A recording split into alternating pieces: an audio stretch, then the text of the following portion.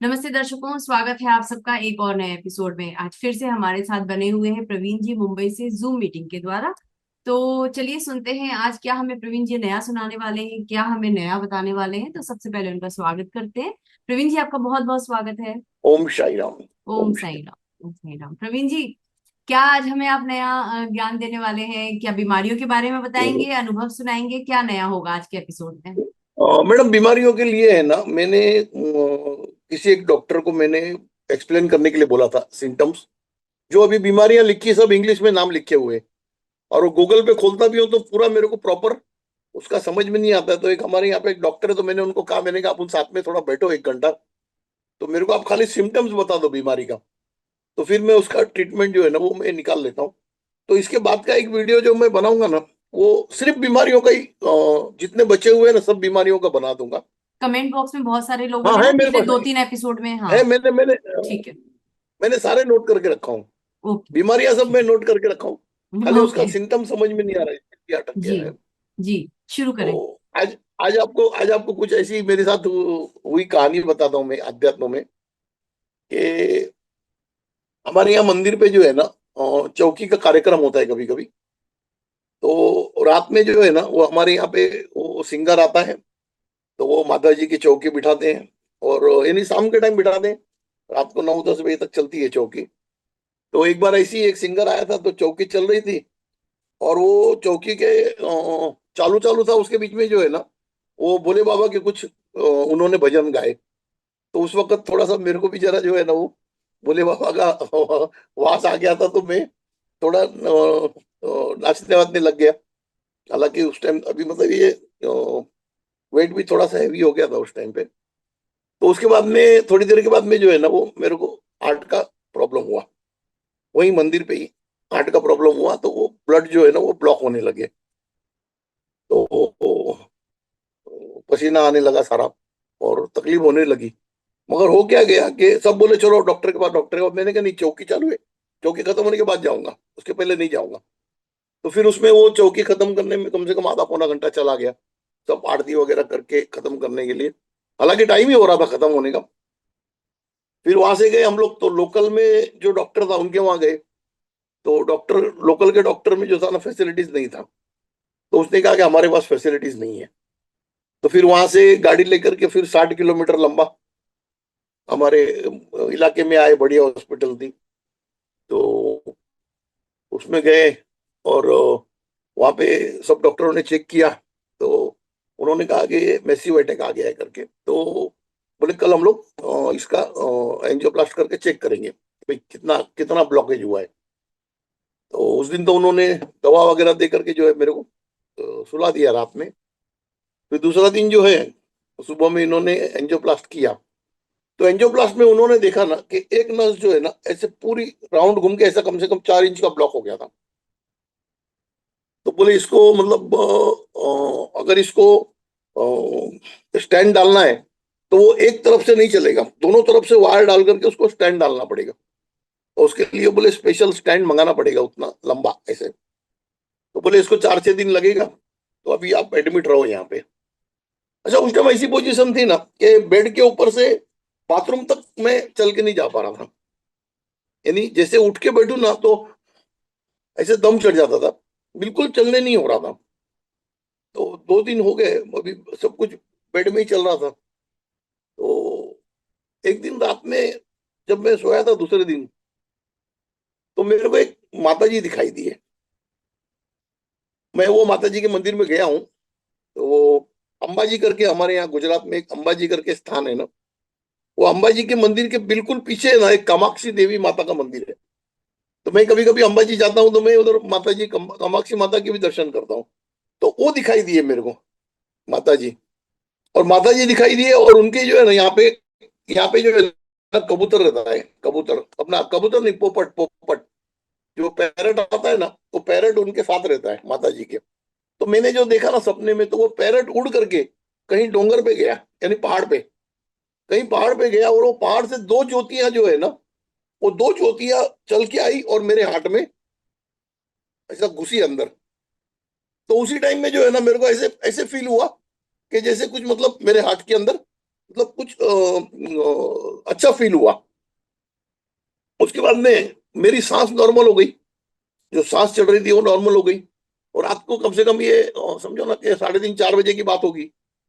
तो उसके बाद में मैं उठ के बैठा काट में, तो बैठा तो भी ठीक था। आप यकीन नहीं मानेंगे, मैं उठ के बाथरूम गया खुद ही चल के, कोई परेशानी नहीं। बाथरूम गया, बाथरूम जाके आया, मैंने कहा यार ये तो अभी मेरा हार्ट को खुल गया, ब्लॉकेज तो ब्लॉकेज खुल गया। तो ऐसा सोच में पड़ा। सुबह में फिर डॉक्टर आए, तो डॉक्टर को मैंने बोला, मैंने डॉक्टर साहब मेरा हार्ट खुल गया, अभी मैं तो अभी बरोबर है एकदम। अरे डॉक्टर साहब बोला खुल गया नहीं, अगर एक एक थोड़ा सा भी अगर लाइन चालू हो गया रहेगा ना ब्लड का, तो भी बहुत बड़ी बात है। अरे मैंने कहा नहीं, ऐसा माता जी दिखाई दिए थे रात को मेरे को, और मेरा ब्लॉकेज खुल गया है। तो डॉक्टर साहब बोले अभी आप चिंता मत करो, स्टैंड भी आ गया है, तो अभी हम लोग ऑपरेशन जाएंगे देखने के लिए। अगर वो खुल गया होगा, थोड़ा सा ब्लड भी चालू हो गया होगा ना, तो आप बहुत किस्मत वाले आदमी हैं। मैंने कहा ठीक है। मैंने कहा मेरे हिसाब से तो खुल गया है। क्या आप यकीन नहीं मानेंगे, मेरे को उठने नहीं हो रहा था, बाथरूम जाने नहीं हो रहा था।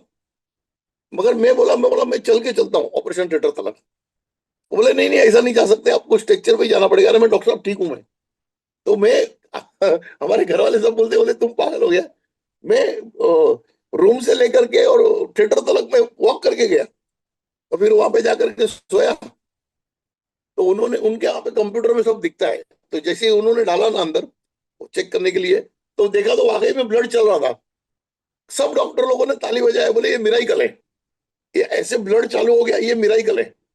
बोले फिर भी हम लोग सेफ्टी के लिए स्टैंड डालते हैं इसके अंदर। मैंने कहा वो ठीक है, आप डालो करके। फिर उन्होंने स्टैंड वगैरह डाला। फिर उसके बाद में जब मैं आकर के रूम में मेरे को शिफ्ट कर दिया, तब मैं ध्यान लगा करके मैंने कामाक्षी माता को पूछा। मैंने कहा माँ ये क्या था, और ये कबूतर जो है ये कहाँ वो पहाड़ के ऊपर चला गया था। तो माँ ने बताया कि बोले ये चोटीला माता है, हमारे कच्छ में एक चोटीला माता का स्थान है। उसमें ऐसे दो बहनें लोग एक साथ में ऐसे मूर्तियां हैं, दो बहन की, तो वो चोटीला माता थे। और उन्होंने जो है वो तेरा ये हार्ट जो है ना ये चालू किया। तो मैंने प्रणाम किया माँ को, मैं बोला माँ मैं दर्शन को आऊंगा करके, चोटीला माता को ऐसे मैंने प्रणाम किया कि मैंने माँ मैं दर्शन को आऊंगा करके। ये हो गई बात। फिर उसके बाद में घर आ गया, सब ठीक हो गया एकदम। मगर कुछ ऐसे हो गया ना कि अगले महीने जाऊंगा, अगले महीने जाऊंगा। घर में बोलता भी था मैं चोटीला जाना है मेरे को, कि मेरा हाथ ठीक किया है। कम से कम ऐसे 2 3 बार मैंने घर में बोला। मगर आप यकीन नहीं मानेंगे, 2 साल तक मैं जा ही नहीं पाया। उसके बाद में तो मैं भूल भी गया। साल भर के बाद तो याद भी नहीं मेरे को चोटीला जाना है करके।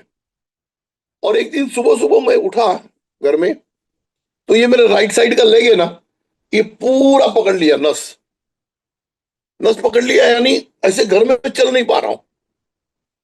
तो डॉक्टर को भी दिखाया, तो वो यहाँ दवा दिया उन्होंने, मगर कुछ हो नहीं रहा है। फिर हमारे यहाँ पे वो मसाज वाले रहते हैं, ये जो ऐसे मसाज मालिश वगैरह करते हैं ना, वो एक एक दो बच्चे लोग हैं, वो स्पेशल है, बहुत लोग आते हैं मसाज कराने। तो वहां चला गया, वहां जाकर के मसाज कराया। कम से कम 1 हफ्ता परेशान था, कहीं घर से निकल नहीं पा रहा हूँ क्योंकि चल ही नहीं पा रहा हूँ।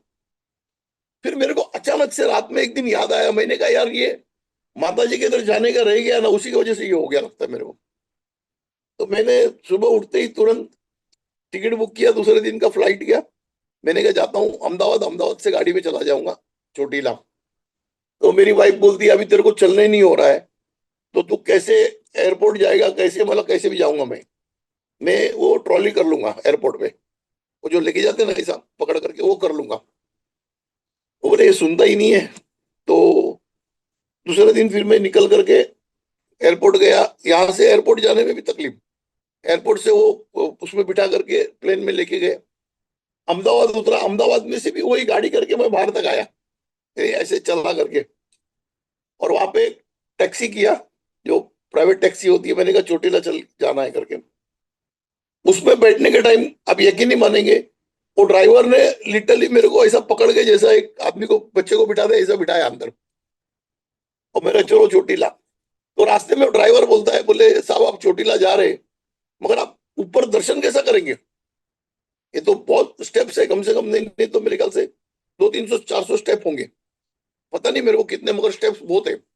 कम से कम जो हेल्दी आदमी होगा तो वो कम से कम पौना घंटे में चढ़ जाता है, और उम्र वाला आदमी होगा तो 1.5 घंटा लग जाता है। तो मैं बोला तुम चलो, देखूंगा कैसे जानेंगे मेरे को। वहां पे गया मैं, चोटीला के नीचे उतरा मैं, और उतर करके कैसे भी करके उतरा नीचे, और ऐसे सीढ़ी को हाथ लगाया। मैंने कहा माँ अभी मेरी गलती माफ करो, मैं आ गया हूँ। आज किसी को बोलूंगा ना तो कोई बोलेगा ये क्या बात है। बिल्कुल दर्द बंद नस का, बिल्कुल। और मैं ऊपर चढ़ के गया, मेरे को 1 घंटा लगा। ऊपर चढ़ के गया, कोई दर्द नहीं पैर के अंदर। वो जाकर के माँ का आशीर्वाद लिया। मैंने कहा बहुत बड़ी गलती हो गई मेरे से, कि मैं 2 साल तक मैं भूल गया था आने के लिए, आ ही नहीं पाया। माता जी ने आशीर्वाद दिए।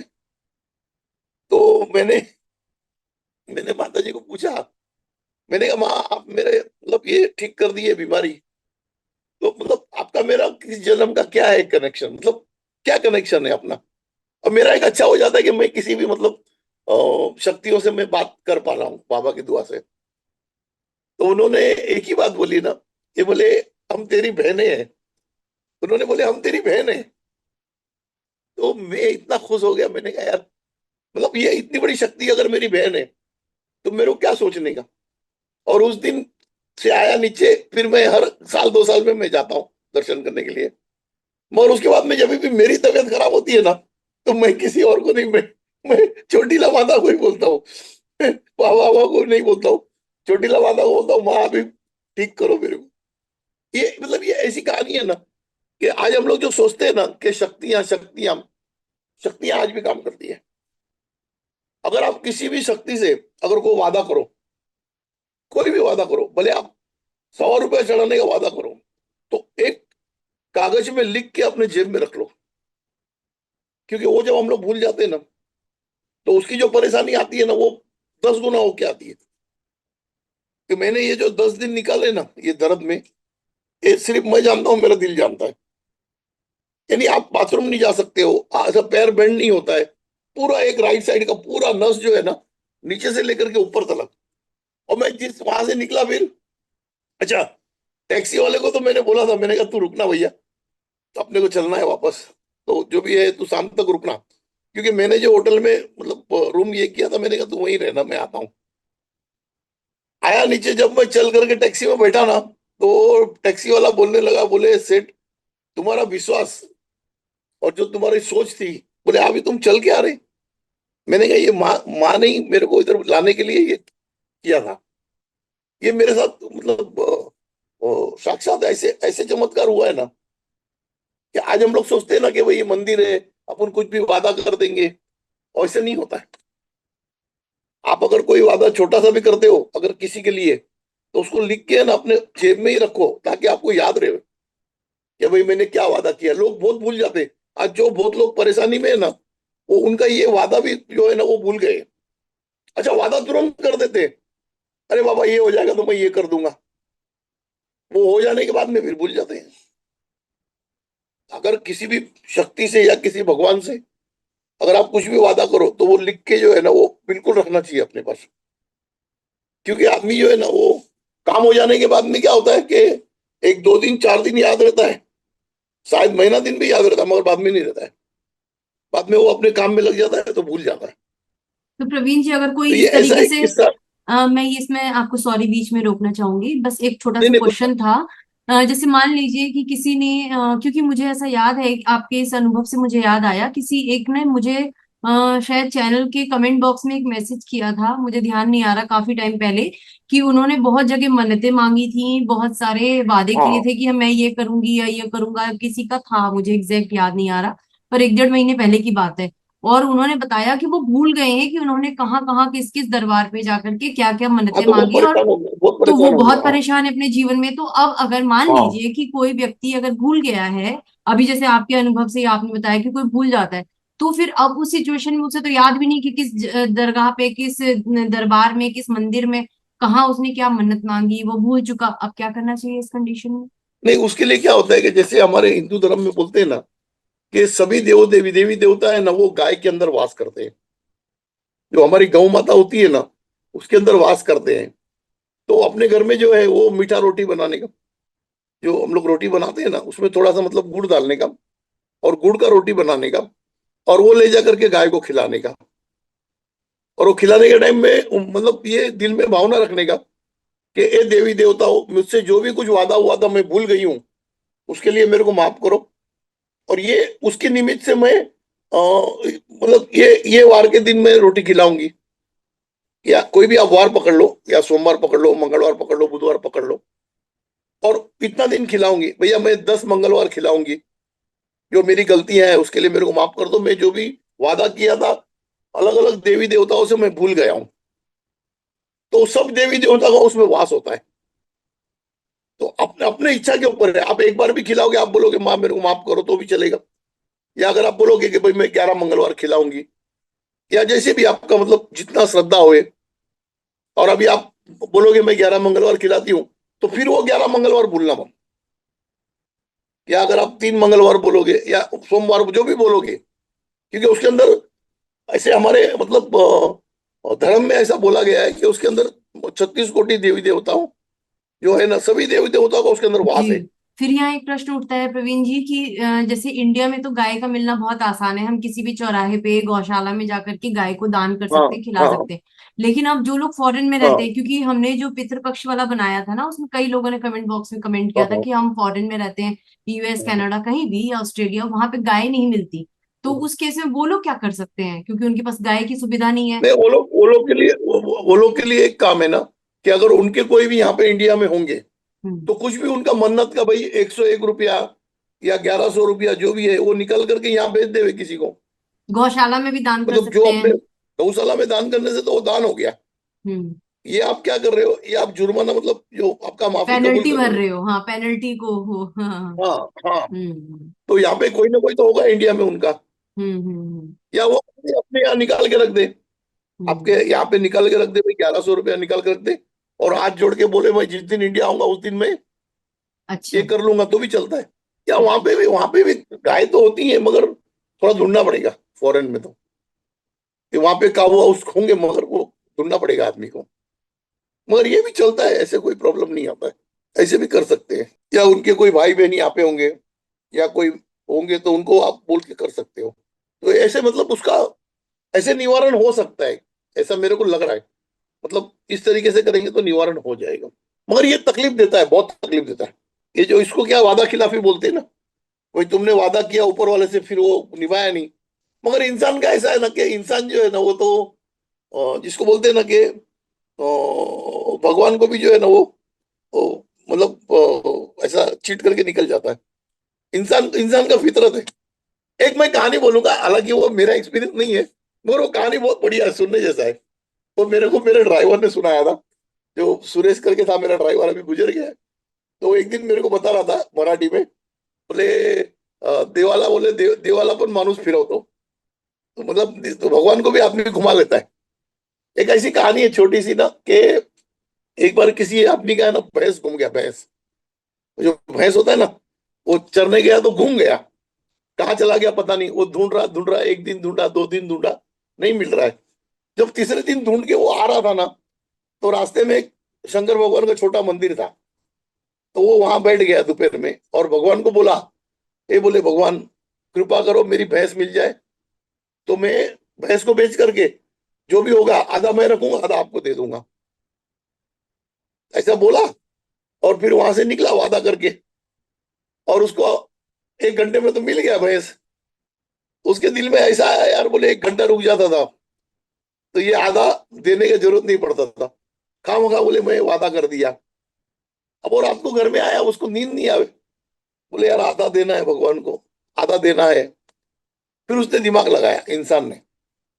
सुबह में वो जब मंडी में ले गया भैंस को बेचने के लिए, तो उसके ऊपर एक मुर्गी रख दिया, एक मुर्गी रख दिया।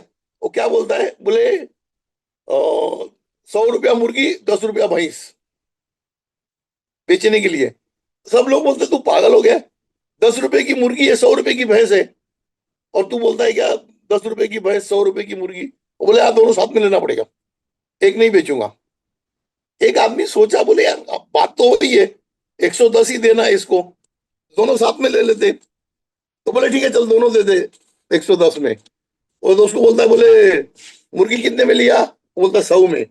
भैंस कितने में लिया, बोले 10 में। तो ऊपर देखता है ऐसा भगवान की तरफ। यानी वो 10 रुपए में उसने अपनी भैंस बेची और मुर्गी 100 रुपए में बेची। आने के बाद में 5 रुपए जो है वो भगवान को डाल दिए। बोले भगवान अपना वादा था, जो भैंस बेचूंगा तो आधा आपको दे दूंगा। तो ये इंसान जो है ना, ये अपनी फितरत लगा के, ये ऐसी एक कहानी थी, मतलब जिसको बोलते हैं ना, एक मतलब जोक टाइप का ही था कहानी। मगर इंसान जो है ना वो उस तरीके से भी करता है। वो वादा करने के टाइम भगवान से बहुत बड़े वादे कर लेते हैं, बाद में उसको निभाने के टाइम कम कम कम कम कम करके बोले इतने में पटा दो यार। उसको माने भगवान तो कुछ बोलने वाला है ही नहीं, अब इतने में पटा दो। मगर उसका इफेक्ट जो है ना, वो अलग तरीके से अपने लाइफ में आता है, अलग तरीके से इफेक्ट आता है उसका। तो ये कहानी थी जो मेरे साथ मतलब इस तरीके से हुआ था। आज भी चोटीला माता में साल 2 साल में 3 साल में जब भी मेरे को उस तरफ जाना हुआ तो मैं चला जाता हूँ दर्शन के लिए। हालांकि चढ़ना पड़ता है ऊपर, थोड़ा टाइम लगता है मेरे को। मेरा हैवी बॉडी है तो कम से कम 1.25 घंटा 1.5 घंटा लग जाता है मेरे को। रुक रुक के चढ़ता हूँ कभी तो ये ऐसा एक कहानी था। बहुत से लोगों की बीमारी अच्छी हो रही है, तो कुछ फोटोज वीडियोस भेज रहे, मैं आपको भेज रहा हूँ। आपने और बीमारियों का जिक्र किया तो मैं यहाँ पूछना चाहूंगी कि मेरे पास अभी कुछ करीब कुछ टाइम पहले ही एक किसी का वीडियो आया था, वीडियो नहीं एक फोटो आया था। तो आपको पता है एक बीमारी होती है जिसमें हमारे पूरे शरीर का जो रंग होता है वो सफेद होता है, बिल्कुल अंग्रेजों जैसा, बाल भी सफेद होते हैं, आंखों की जो आईब्रोज इन सब कुछ बिल्कुल वाइट होती है, रोशनी कुछ कम एक होती है, हाँ। कुछ एक बीमारी होती है, हाँ, स्किन का कोई डिसऑर्डर होता है।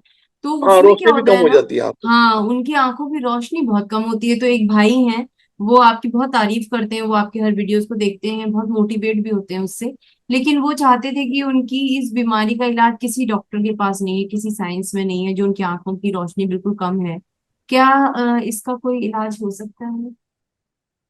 हाँ, उसके लिए मैंने वो, जब आपने वो फोटो भेजा था ना, तो मैंने बाबा से पूछा था। तो ये एक पलस का पत्ता आता है, पलस का। पलस करके अपना साग का झाड़ बोलते हैं ना, साग का। और यहाँ महाराष्ट्र में तो बहुत है। अच्छा। जो जितने जंगल है ना गवर्नमेंट के, उसमें यही झाड़ लगे, पलस के झाड़। वो जो है ना, वो साग के झाड़ का पत्ता बोलते हैं, पलस का पत्ता बोलते हैं। ऐसे बड़े बड़े पत्ते आते हैं, और ऐसे 2 पत्ते रख करके ऐसे, और हल्का पट्टी से बांधने के, ज्यादा टाइट नहीं, हल्का पट्टी से बांध के ना, अगर 3 दिन रखते हैं ना वो, तो उसके बाद में निकालेंगे तो उसके रोशनी में बहुत फर्क पड़ेगा। तो 3 दिन तक आंखों को खोलना नहीं है, उस पट्टी से कवर रखना है 24 घंटे, ना, हाँ, हाँ, 3 दिनों हाँ। तक? और वो 3 दिन के बाद खोलेंगे ना तो उनको फर्क महसूस हो जाएगा। अगर ओके। प्रॉपर हो गया तो कोई बात नहीं, अगर उनको लगता है कि वापस है, तो 2 दिन रुक के, हम्म। एक 2-3 दिन रुक के फिर वापस रख सकते हैं। अच्छा। 99% तो एक ही टाइम में हो जाएगा आराम। फिर भी अगर उनको हम्म। लगेगा कि और थोड़ा क्लियरिटी चाहिए, तो फिर वो 2-3 दिन के बाद फिर रख सकते हैं।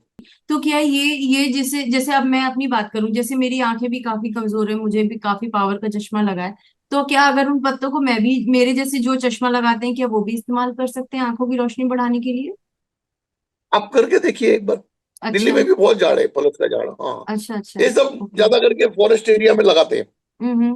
फॉरेस्ट एरिया में वो सीधे लंबे लंबे झाड़ जाते हैं उसके। वो हम्म। बड़े पत्ते हमारे पास है, मैं अभी एक फोटो निकलवा के मैं आपको आज ही जी भिजवा दूंगा, अभी मंगा लूंगा मंदिर से मैं। जी जी तो वो जी। उससे रखेंगे ना तो उससे वो आराम हो जाएगा उनको।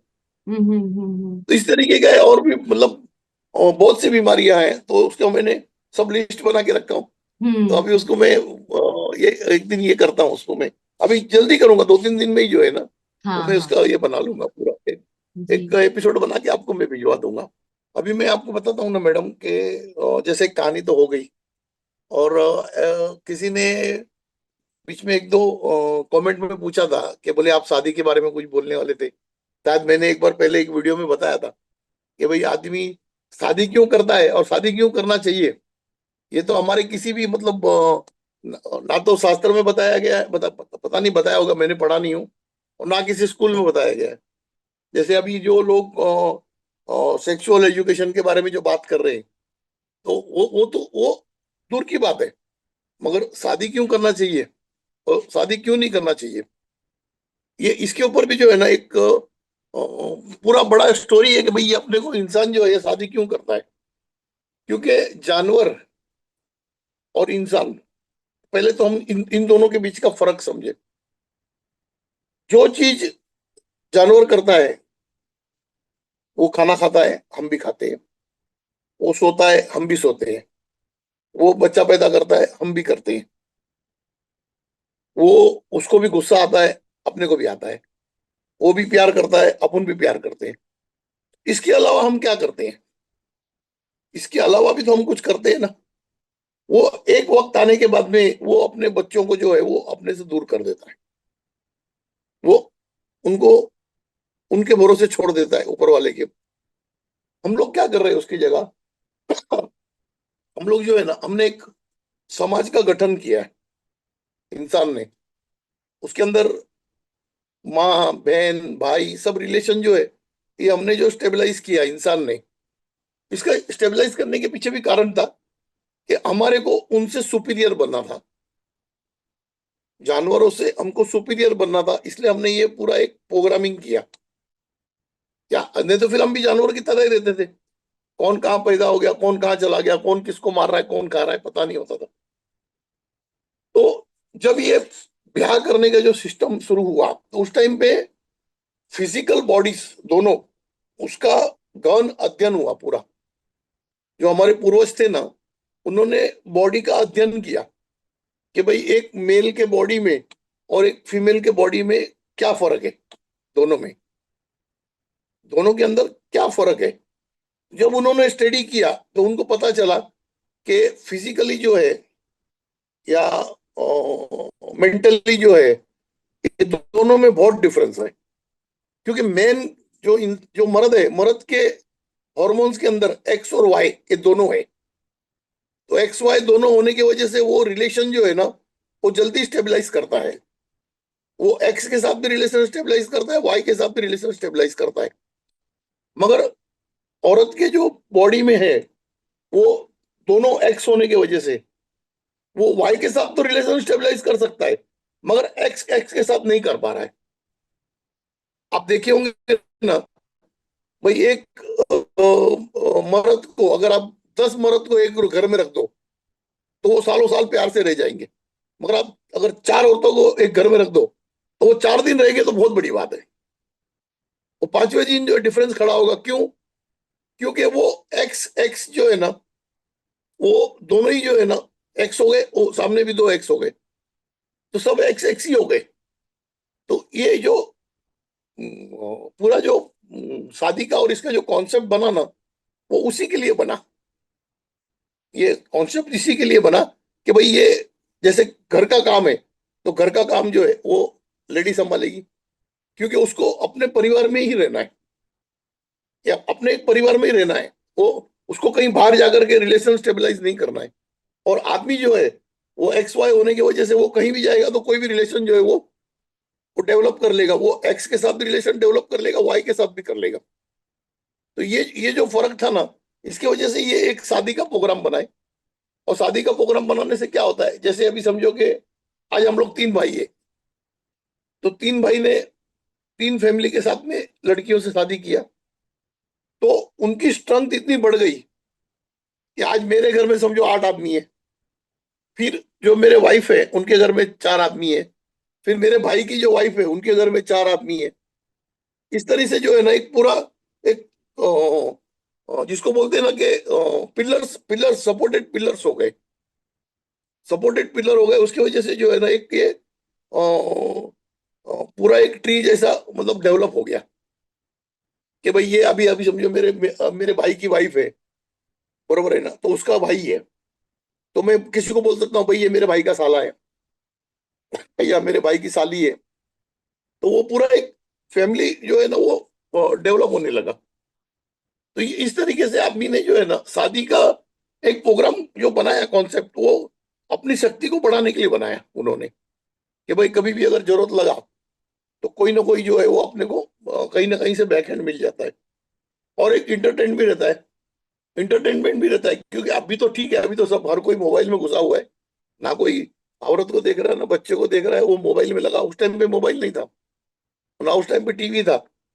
तो यही जो रिलेशन थे, यही जो थे, यही इंटरटेनमेंट का कार्यक्रम थे। कि भाई इसके घर चला गया, उसके घर चला गया, उसके घर चला गया, या ये आ गया, वो आ गया, उस तरीके का जो रिलेशन डेवलप हो रहे थे। और शादी होने से और शादी के नियम पालने से, शादी के नियम नियम भी कुछ होते हैं कि भाई हम आज हम 7 फेरे लेते हैं, ठीक है, वो शास्त्र के हिसाब से 7 फेरे बताए।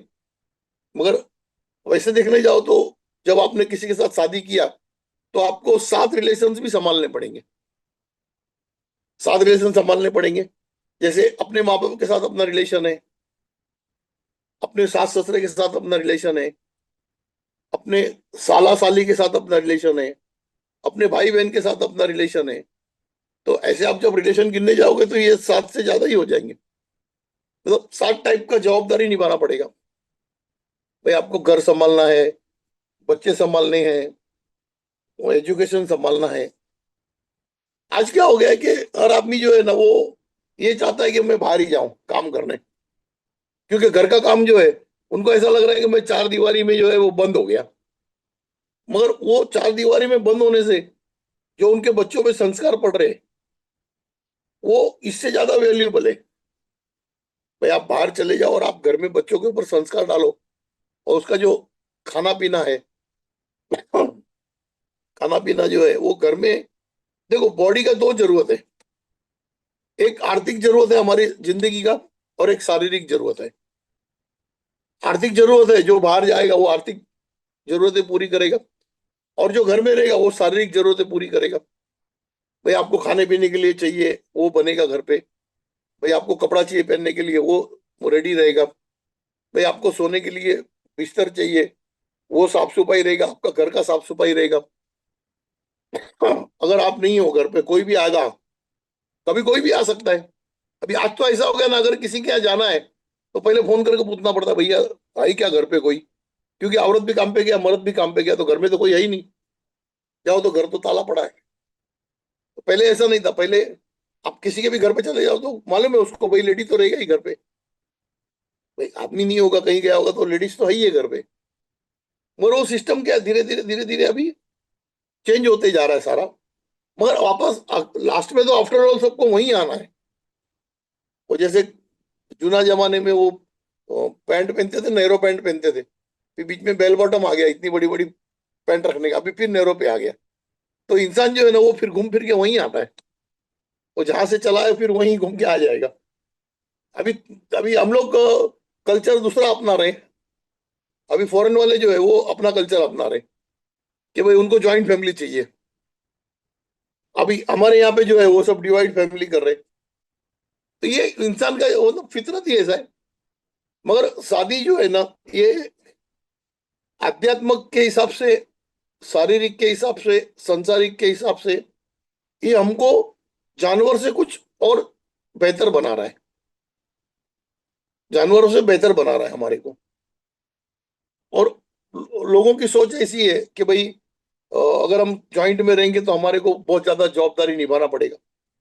भाई जवाबदारी ज्यादा निभाना पड़ेगा, मगर आपको स्पिरिचुअल पावर भी ज्यादा मिलेगा। स्पिरिचुअल जो पावर्स है वो भी आपके पास ज्यादा आएंगे। रिलेशंस जितने जितने हम डीपली जाएंगे ना, उतनी हमारे पास आध्यात्मिक शक्ति ज्यादा आएगी। आज हमारे भाई के साथ, हमारे बहन के साथ, हमारे साले के साथ, हमारी साली के साथ, हमारे सास ससुरे के साथ जितना आप रिलेशन निभाओगे ना, उतने आपके अंदर आध्यात्मिक शक्ति आएंगी। क्योंकि आखिर ये जितने भी इंसान हैं ये दुनिया में, ये सब भगवान का ही रूप है, और सबके अंदर उसका अंश बैठा हुआ है। जिसको अंश बोलते हैं ना, वो अंश उसके अंदर बैठा हुआ है।